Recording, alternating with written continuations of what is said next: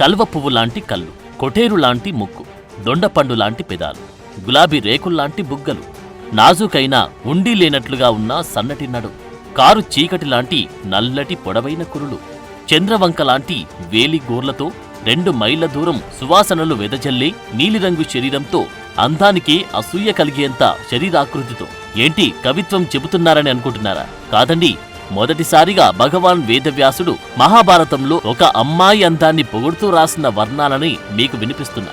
ఆమెను ఒకసారి చూసిన తర్వాత ప్రపంచంలోని మిగతా స్త్రీలందరూ నాకు కోతుల్లా కనిపించారని మహాయోధుడైన జయప్రదుడు చెప్పాడంటే ఆమె ఎంతటి అందగత్తో మీరే ఊహించుకోండి. ఆమెను ఒకసారి చూస్తే చాలు మా జీవితం ధన్యమైపోతుందని భావించి ఎంతో మంది యువరాజులు, వీరులు, యోధులు మనకు మహాభారతంలో కనిపిస్తారు. మొత్తం మహాభారత కాలంలోనే కాదు, మానవ నాగరికత చరిత్రలోనే ఈ భూమి మీద అంతటి అందగత్తలేదంటే అతిశయోక్తి కాదు. అబ్బా, సస్పెన్స్ తో చంపకండి, ఆమె ఎవరో చెప్పండంటారా? సో చెబుతున్నా, ఆమెవరో కాదు, Draupadi, the beauty with brain. మహాభారతంలో భానుమతి, రుక్మిణి, సత్యభామ, సుభద్ర ఇలా ఎంతో మంది అందగత్తలను మించిన అందగత్తే ద్రౌపది. ఈమెను కృష్ణ అని కూడా పిలుస్తారు. ద్రౌపది పాండవుల ధర్మపత్ని. 5 భర్తలున్న పతివ్రతగా చరిత్ర పుటల్లో నిలిచింది ద్రౌపది. మన పురాణాల్లో ఇప్పటి వరకు మొత్తం 5 కన్యలున్నారు. కన్య అంటే సతి అని అర్థం. వివాహమైన స్త్రీని ఆమె పవిత్రత కారణంగా పతివ్రత అంటారు. ఆ 5 పతివ్రతలు ఎవరంటే, 1 అహల్య, ఈమె గౌతమ మహర్షి భార్య. 2 తార, ఈమె వానర వీరుడు వాలి భార్య.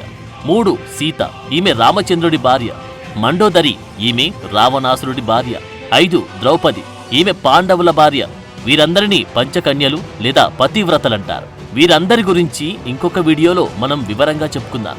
ఇక మన కథలోకి వస్తే, ద్రౌపది 3 జన్మలకు ముందు మొదట ఈమె వేదవతిగా జన్మించారు. ఈమె బ్రహ్మర్షి కుశధ్వజుడు మాలావతి దంపతుల కుమార్తె. ఈమె జన్మించినప్పుడు వేదధ్వని వినిపించింది. అందువలన ఈమెకు వేదవతి అని పేరు పెట్టారు. ఈమెను విష్ణుమూర్తికే ఇచ్చి వివాహం చెయ్యాలని ఎంతటి రాజులు వచ్చినా వారికిచ్చి పెళ్లి చేయలేదు కుశధ్వజుడు. విష్ణుమూర్తిని భర్తగా పొందడానికి ఈమె తపస్సు చేస్తున్నప్పుడు ఆకాశ మార్గాన పోతూ రావణుడు ఈమెను చూచి ఈమె అందానికి మోహించి తనను పెళ్లి చేసుకోమని కోరతాడు. అందుకు వేదవతి తిరస్కరిస్తుంది. అప్పుడు రావణుడు మోహంతో ఆమెను చెరపట్టబోగా వేదవతి అగ్నిలో దూకి చనిపోతుంది. ఆ తర్వాత జన్మలో ఈమె ఇంద్రసేనగా జన్మించింది. మౌద్గల్యుడు అనే మునికి భార్య అవుతుంది. మౌద్గల్యుడు 5 శరీరాలు ధరించి ఆమెతో కాపురం చేశాడు. ఆ తర్వాత జన్మలో ఈమె కాశీరాజు పుత్రికగా జన్మించింది. చాలా కాలం కన్యగా ఉండి మహాశివుని గురించి ఘోర తపస్సు చేసింది. శివుడు ప్రత్యక్షమై వరం కోరుకొమ్మనగా ఆమె 14 లక్షణాలతో భర్తను కోరింది. అందులో 5 ప్రధాన లక్షణాలు చూస్తే నైతిక విలువలు, శారీరక బలం, నైపుణ్యం, అందమైన తెలివైన భర్త కావాలని కోరింది. అందుకు శివుడు, అది అసంభవం. ఈ లక్షణాలన్నీ ఉన్న వ్యక్తిని నేను నీ వద్దకు పంపితే అతను సమాజంలో అసమతుల్యతను ఎదుర్కోవచ్చు, లేదా అది అతనికి ముప్పుగా మారనువచ్చు. అందుకని వేరే ఇంకేదైనా వరం కోరుకో అంటాడు. అందుకు ఆమె, నేను నా తపస్సు చేశాను, మీరు నా శ్రమకు తగిన ఫలితాన్ని ఇవ్వమని కోరుతుంది. అందుకు శివుడు, సరే అయితే వచ్చే జన్మలో నీ కోరిక నెరవేరుతుంది, దానివల్ల వచ్చే పరిణామాలను కూడా ఎదుర్కోవడానికి సిద్ధంగా ఉండు అని అదృశ్యమవుతాడు. ఇక ఈ జన్మలో ఆమె ద్రుపదుని పుత్రిక ద్రౌపదిగా జన్మించింది. ఒకసారి ద్రోణాచార్యుని ఆజ్ఞ ప్రకారం అర్జునుడు వెళ్లి ద్రుపదుడిని బంధించి ద్రోణాచార్యుడి కాళ్ళ దగ్గర పడవేస్తాడు. ద్రోణుడి వలన కలిగిన గర్వభంగానికి బాధపడిన ద్రుపదుడు ద్రోణుడిని చంపగల పరాక్రమవంతుడైన కుమారుడు, అలాగే అర్జునుడిని పెండ్లాడ కలిగే సౌందర్య రాశి అయిన కుమార్తెను పొందాలనే సంకల్పంతో యజ్ఞం చేస్తాడు. ఆ యాగఫలంగా యజ్ఞం నుండి అయోనిజలుగా దృష్టద్యుమ్నుడు, ద్రౌపది జన్మిస్తారు. వీరి తల్లి గర్భం నుండి జన్మించలేదు. పిల్లల రూపంలో జన్మించిన వారిని అయోనిజలు అంటారు. ద్రౌపది అయోనిజగా యజ్ఞం నుండి జన్మించింది కాబట్టి ఆమెను యజ్ఞసేని అని కూడా పిలుస్తారు. అయితే ఇక్కడ ద్రోణాచార్యునికి ద్రుపదునికి మధ్య ఉన్న స్నేహం అది కాస్త వైరంగా మారి వీరిద్దరూ బద్ధశత్రువులుగా ఒకరిని ఒకరు ఎలా చంపుకున్నారు అనే దానిపై సవివరంగా ద్రోణాచార్య అనే ఒక వీడియో చేశాను. అది మన ఛానల్లో ఉంది. ఒకసారి దాన్ని కూడా చూడండి, మీకు అర్థమవుతుంది. ఇక కథలోకి వస్తే, ద్రౌపది చిన్నప్పటి నుండి చాలా తెలివైంది, చురుకైంది. అంతఃపురంలో యువరాణిలా, తండ్రి ద్రుపదుడి గారాల పట్టిగా, అన్న దృష్టద్యుమ్నుడికి ఇష్టమైన చెల్లెలిగా అల్లరి చేస్తూ ఎంతో అపురూపంగా అల్లారుముద్దుగా పెరిగింది. వేదంగాలు అభ్యసించింది. ఈమె తెలివితేటలను చూసి గురువులు సైతం అబ్బురపడేవారు. నాట్య కళలోనూ అద్భుత ప్రావీణ్యం సంపాదించింది. తమ రాజ్యంలోని పేదల పట్ల చాలా దయ కలిగి వారి అవసరాలన్నిటినీ తీర్చేది. ఆకలితో ఉన్న వారికి అన్నపూర్ణలా అన్నం పెట్టేది. ఎన్నో రాజకార్యాల్లో తండ్రికి చేదోడు వాదోడుగా ఉండి ఎన్నో సమస్యలను పరిష్కరించేది. ద్రౌపదికి యుక్త వయసు వచ్చాక ఆమెను అర్జునుడికి ఇచ్చి పెళ్లి చెయ్యాలనే ఆలోచనలో ఉన్న ద్రుపదుడు పాండవులు లక్క ఇంటిలో ఉండగా అది కాలిపోయి వారు చనిపోయారని తెలుసుకుని ఎంతో శోకించాడు. కాని పాండవులు ఎక్కడో ఒక చోట బతికే ఉంటారని పురోహితులు చెప్పడం వల్ల అర్జునుడిని స్వయంవరానికి రప్పించడానికి ఒక మత్స్య యంత్రాన్ని ఏర్పాటు చేస్తారు. ఒక బలమైన ధనస్సును తయారు చేయించాడు. ఆ ధనస్సును ఎక్కుపెట్టి ఆకాశంలో తిరుగుతున్న చేపను కొట్టిన వాడికి తన కుమార్తెని ఇచ్చి వివాహం చేస్తానని ప్రకటించాడు. ఒక అర్జునుడు తప్ప వేరే వాళ్ళు ఆ మత్స్య యంత్రాన్ని కొట్టలేరని ఆయన నమ్మకం. అయితే అప్పటికే ద్రౌపది అసమాన అందగత్తె అని ఈ భూమండలమంతా తెలియడంతో ఆమెను పెళ్లి చేసుకోవడానికి కనీసం దూరం నుండైనా ఆమె అందాన్ని తనివి తీరా చూడాలని అన్ని రాజ్యాల నుండి రాకుమారులు, వీరాది వీరులు, ప్రజలు, బ్రాహ్మణులు తండోపతండాలుగా స్వయంవరానికి తరలివచ్చారు. వారందరిలో ఒకరిని వరించడానికి తెల్లటి పుష్పమాల ధరించి ద్రౌపది స్వయంవరం భవనంలోకి వస్తుంది. అంతే, ఆకాశంలో తలుక్కున మెరిసే నక్షత్రాన్ని చూసినట్లు స్వయంవరానికి వచ్చిన రాజులందరూ నోట మాట రాక ఆమె అందాన్ని చూస్తూ ఉండిపోయారు. ఏ దేవకన్యో లేక ఏ గంధర్వ కన్యో శాపవశాత్తు ఈ భూమిపైకి వచ్చిందని భావిస్తూ ఆమె అందాన్ని మైమర్చిపోయి చూడసాగారు. ఆమె నీలిరంగు శరీరం వెదజల్లే సువాసనలు 2 మైళ్ళ దూరం వరకు వ్యాపించాయి. రెప్ప వేస్తే ఎక్కడ ఆమె మాయమైపోతుందన్నట్టుగా ఆమె నుండి వచ్చే సువాసనలు పీల్చుకుంటూ ఊపిరి బిగబట్టి అందరూ ఆమెనే చూడసాగారు. ఆమె ఎవరిని వరిస్తుందో వాడు చాలా అదృష్టవంతుడని, తామే ఆ అదృష్టవంతుడు కావాలని ఆ భగవంతునికి మనసులోనే వేల నమస్కారాలు చేసుకుంటున్నారు. దృష్టద్యుమ్నుడు స్వయంవరానికి వచ్చిన రాజులందరికీ మత్స్య యంత్రం గురించి వివరించాడు. అలాగే ద్రౌపదికి స్వయంవరానికి వచ్చిన రాజుల గురించి చెప్పాడు. దుర్యోధనుడు, దుశ్శాసనుడు సహా 100 మంది కౌరవులు, వారి పక్కనే ఉన్న కర్ణుడు, అశ్వత్థామ, విరాటుడు, జరాసంధుడు, సాత్యకి, సాంబుడు, ప్రద్యుమ్నుడు, శిశుపాలుడు, జయద్రథుడు, భగదత్తుడు మొదలైన అనేక మంది రాజులు, ఇంకా యదు, వృష్ణి, భోజ, అందక వంశరాజులు, అలాగే సంభావనల కోసం వచ్చిన బ్రాహ్మణ సమూహాలను ద్రౌపదికి చూపించాడు దృష్టద్యుమ్నుడు. శ్రీకృష్ణుడు తన అన్న బలరాముడితో కలిసి స్వయంవరానికి వచ్చాడు. మనకు వ్యాస మహాభారతంలో శ్రీకృష్ణుని ప్రస్తావన మొట్టమొదటిసారిగా ద్రౌపది స్వయంవర ఘట్టంలోనే కనిపిస్తుంది. స్వయంవరం మొదలైంది. ఒక్కొక్కరే వచ్చి తమ అదృష్టాన్ని పరీక్షించుకుంటున్నారు. కాని ఎవరు ఆ బలమైన ధనస్సును ఎక్కుపెట్టలేకపోయారు. దుర్యోధనుడు సైతం ఆ ధనస్సును ఎత్తలేక అవమాన భారంతో వెళ్లి తన సీట్లో కూర్చుంటాడు. శల్యుడు లాంటి వీరులు ధనస్సును ఎక్కుపెట్టినా మత్స్యయంత్రాన్ని ఛేదించలేకపోయాడు. తర్వాత కర్ణుడు వస్తాడు. అందరూ కర్ణుడు తప్పక ఆ మత్స్యయంత్రాన్ని ఛేదిస్తాడనుకున్నారు. ఎందుకంటే అర్జునుడితో సహా పాండవులంతా చనిపోయారని ప్రజలందరికీ తెలుసు. కాబట్టి ఇక ఈ భూమండలంలో కర్ణుడిని మించిన విల్లుకాడు లేడని అందరి నమ్మకం. కర్ణుడు చేపను గురిచూసి బాణాన్ని సంధిస్తాడు. ఒక్క వెంట్రుక వాసిలో చేప తప్పించుకుంటుంది. అప్పుడు దుర్యోధనుడు లేచి ద్రుపదుడు కావాలని రాజులందరినీ అవమానించడానికి ఈ మత్స్యయంత్రాన్ని ఏర్పాటు చేశాడు. కర్ణుడికే సాధ్యం కానప్పుడు ఇంకెవరు ఛేదిస్తారని అంటారు. అప్పుడు బ్రాహ్మణ వేషంలో ఉన్న అర్జునుడు లేచి 5 బాణలతో మత్స్యయంత్రాన్ని పడగొడతాడు. వచ్చిన రాజులందరూ ఆశ్చర్యపోయారు. వీరులైన మహారాజులకే సాధ్యం కాని దాన్ని ఒక బ్రాహ్మణ యువకుడు ఛేదించేసరికి వారికి నోట మాట రాలేదు. ఆ తర్వాత ద్రౌపది అర్జునుడి మెడలో పూలమాల వేస్తుంది. ద్రౌపదిని తీసుకొని అర్జునుడు మిగతా సోదరులందరితో కలిసి తాము నివాసముండి ఏకచక్రపురానికి వచ్చి తన తల్లి కుంతీదేవితో అమ్మా బహుమతి తెచ్చాను అంటాడు అర్జునుడు. అప్పుడు పూజలో ఉన్న కుంతికి సరిగా వినపడక భిక్ష తెచ్చాడనుకుని 5 అన్నదమ్ములు సమానంగా పంచుకోండి అంటుంది. ఆ తర్వాత ద్రౌపదిని చూసి అయ్యో తప్పైందే, నేను అన్నం తెచ్చావనుకుని 5 సోదరులు పంచుకోమన్నాను. ఒక అమ్మాయిని ఎలా పంచుకుంటారు, అది తప్పు కదా అని మదన పడసాగింది. అప్పుడు అక్కడకు శ్రీకృష్ణుడు వచ్చి ద్రౌపది గత జన్మలో మహాశివుడిని 5 గుణాలు కలిగిన భర్తను ప్రసాదించమని వరం కోరుతుంది. అప్పుడు శివుడు 5 గుణాలు ఒక్కరిలో ఉండడం అసాధ్యమని చెప్పి ఇంద్రుని 5 మూర్తులుగా రూపొందించాడు. ఆ పంచేంద్రియాలే ధర్ముడు, వాయువు, ఇంద్రుడు, అశ్వినులు.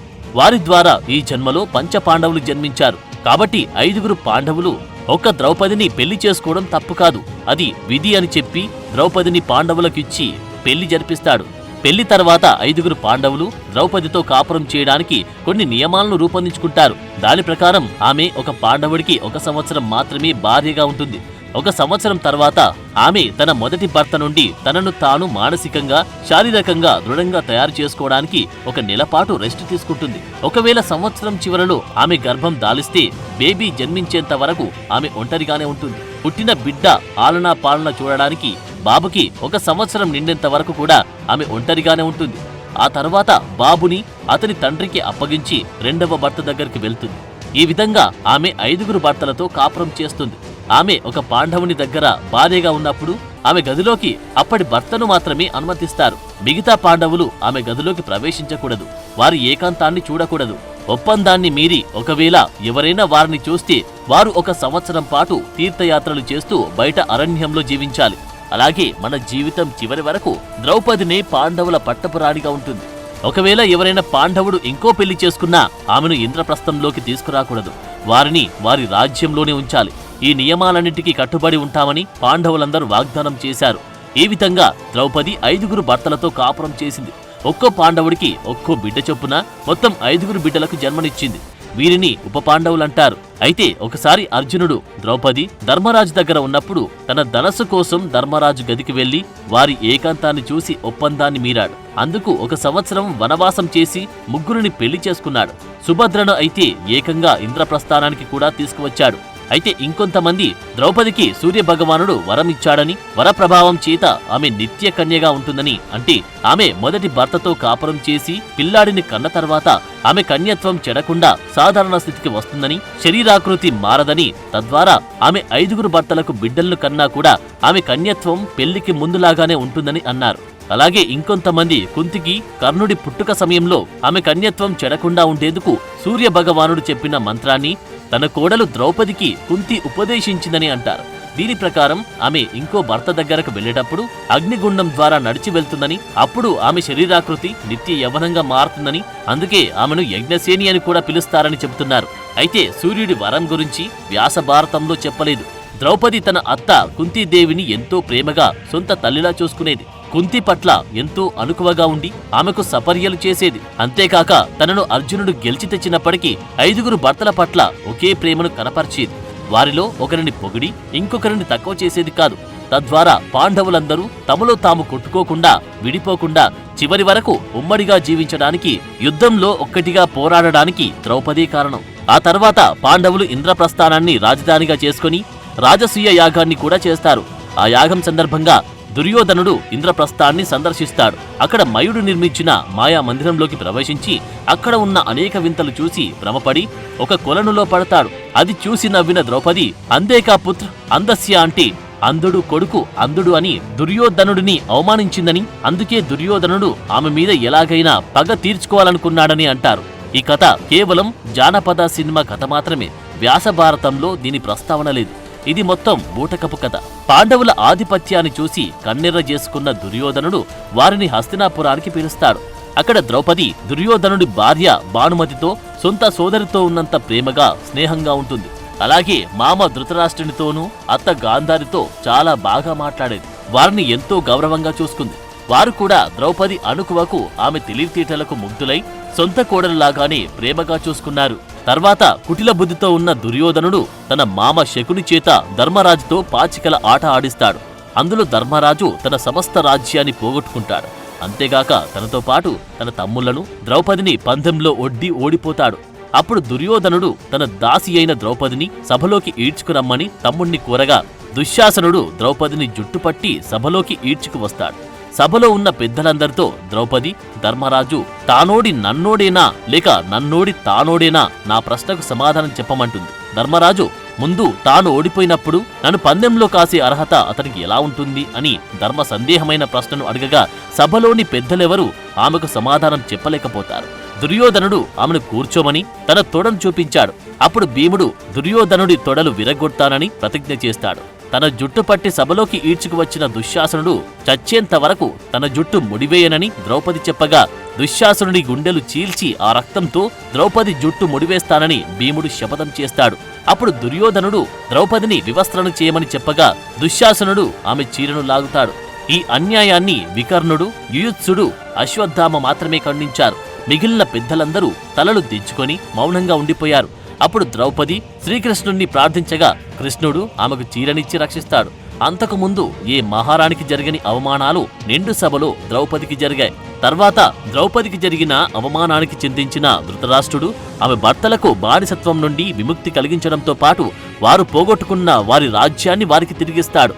పాండవులు వారి రాజ్యానికి తిరిగి వెళ్తుండగా వారిని వెనక్కి రప్పించిన దుర్యోధనుడు మరలా ధర్మరాజును పాచికల ఆట ఆడమంటాడు. ఒకసారి ఓడిన బుద్ధిరాని ధర్మరాజు పాచికల ఆట ఆడతాడు. అయితే ఈసారి యుక్తిగా ఆలోచించిన సుయోధనుడు 12 ఏళ్లు వనవాసం, 1 సంవత్సరం అజ్ఞాతవాసం చెయ్యాలని పందెం చెబుతాడు. ధర్మరాజు ఓడిపోవడంతో రాజ్యాన్ని వదిలివేసి తమ్ముళ్ళు ద్రౌపదితో వనవాసానికి వెళ్లిపోతాడు. అయితే ఇక్కడ ద్రౌపదికి అంతఃపురంలో ఉండే అవకాశమున్నా కూడా అన్ని వదులుకొని తన భర్తల వెంట అడవులకు వెళ్తుంది. ఆ సమయంలో సైంధవుడు ద్రౌపదిని అపహరించడానికి ప్రయత్నించాడు. ఈ సైంధవుడిని జయద్రథుడు అని కూడా అంటారు. ఇతను 100 మంది కౌరవులకు సోదరైన దుశ్శల భర్త. వరుసకు ద్రౌపదికి అన్నయ్య అవుతాడు. అయినా ద్రౌపది అందానికి పరవశుడై ఉచ్చనీచాలు మరచిన సైంధవుడు పాండవులు వనవాసం చేసే చోటికి వెళ్లి పాండవులు లేని సమయంలో ద్రౌపదిని ఎత్తుకెళ్లాలని ప్రయత్నిస్తాడు. అప్పుడు భీముడు వాడితో యుద్ధం చేసి చంపబోతాడు. అప్పుడు ధర్మరాజు అడ్డుకుని అతను మన చెల్లెలు దుశ్శల భర్త, చెల్లెల్ని విధవరాల్ని చేయవద్దని చెప్పగా అప్పుడు భీముడు జయద్రథుడిని చంపకుండా గుండు గీసి వదిలేస్తాడు. 12 ఏళ్లు వనవాసం ముగిశాక పాండవులు అజ్ఞాతవాసం కోసం విరాటపురానికి వెళ్లి విరాటుని కొలువులో పనిచేస్తారు. అప్పుడు ద్రౌపది విరాటరానికి సైరంధ్రిగా అంటే పని మనిషిగా ఉంటుంది. ఆ సమయంలో ఆమెను చూసిన కీచకుడు ఆమెను బలవంతంగా అనుభవించడానికి ప్రయత్నించి భీముని చేతిలో మరణిస్తాడు. ఇలా ద్రౌపది అందమే ఆమె పాలిట ఎన్నో కష్టాలను తీసుకువచ్చింది. అజ్ఞాతవాసం కూడా ముగించిన పాండవులు తమ రాజ్యం తమకు తిరిగివ్వమని, అలా కాని పక్షంలో కనీసం 5గురకు 5 ఊళ్ళైనా ఇవ్వమని కృష్ణుడికి చెప్పి రాయబారం చేయమంటారు. అప్పుడు ద్రౌపది తన భర్తలను దూషిస్తుంది.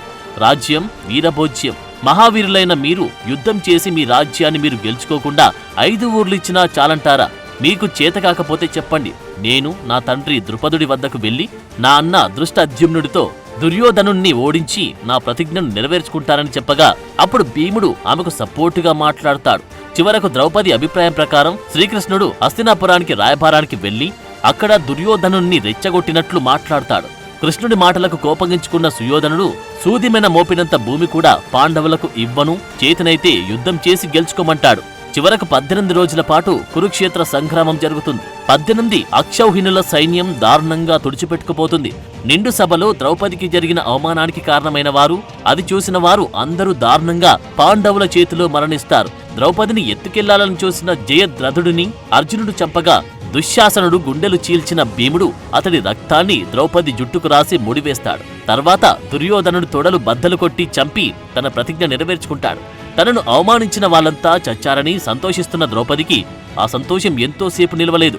దుర్యోధనుడు చనిపోతూ పాండవులపై పగ తీర్చుకోమని అశ్వత్థామకు చెప్పగా రాత్రిపూట పాండవుల శిబిరంపై దాడి చేసిన అశ్వత్థామ ద్రౌపది 5గురు కొడుకులు ఉప పాండవులను అలాగే ద్రౌపది అన్న దృష్టద్యుమ్నుడిని దారుణంగా చంపేస్తాడు. యుద్ధం గెలిచానని సంతోషిస్తున్న ద్రౌపదికి తన కొడుకులు చనిపోయారన్న వార్త శరాఘాతంగా తగులుతుంది. ఆ విషాదం నుండి ఆమె కోలుకోవడానికి చాలా సమయం పడుతుంది. యుద్ధం వల్ల ఎన్నో కష్టాలు, కన్నీళ్లు, ఆనందం, దుఃఖం అన్నీ ఉంటాయని శ్రీకృష్ణుడు ఆమెను ఓదారుస్తాడు. తర్వాత హస్తినాపురానికి చక్రవర్తిగా ధర్మరాజు, పట్టపురాణిగా ద్రౌపది పట్టాభిషిక్తులవుతారు. 36 ఏళ్ల పాటు రాజ్యాన్ని జనరంజకంగా పాలించిన ధర్మరాజు కృష్ణుడు అవతార సమాప్తి చేశాడని తెలుసుకొని జీవితం మీద వైరాగ్యం పెంచుకొని పాండవులు మహాప్రస్థానం ప్రారంభిస్తారు. ఆ యాత్రలో అందరికన్నా ముందు ద్రౌపది మరణిస్తుంది. తర్వాత నకుల, సహదేవుడితో పాటు అర్జునుడు, భీముడు కూడా మరణిస్తారు. ధర్మరాజు ఒక్కడే సశరీరంతో స్వర్గానికి చేరుకుంటాడు. సో ఈ విధంగా ప్రపంచ సుందరిగా తన అందంతో ఎంతో మంది రాజులకు నిద్ర లేకుండా చేసిన ద్రౌపది తన జీవితంలో ఆనందం కన్నా ఎన్నో అవమానాలు, కష్టాలు, కన్నీళ్లను చవిచూసి చివరకు స్వర్గాన్ని చేరుకుంది. ఇలా 5గురు భర్తలున్న మహాప్రతివ్రతగా చరిత్రలో పంచకన్యలలో ఒకరిగా ఆమె నిలిచిపోయిందంటే ద్రౌపది పాటించిన నీతి, నియమాలు, కుటుంబ విలువలు ఇప్పటి తరానికి ఎంతో ఆదర్శప్రాయం. అందుకే ఇప్పటికీ కొన్ని రాష్ట్రాల్లో ఆమెను ద్రౌపది మాతాగా ప్రజలు పూజిస్తున్నారు, ఆరాధిస్తున్నారు. జై ద్రౌపది మాతాజీ జై. For more videos like this, subscribe Big TV channel.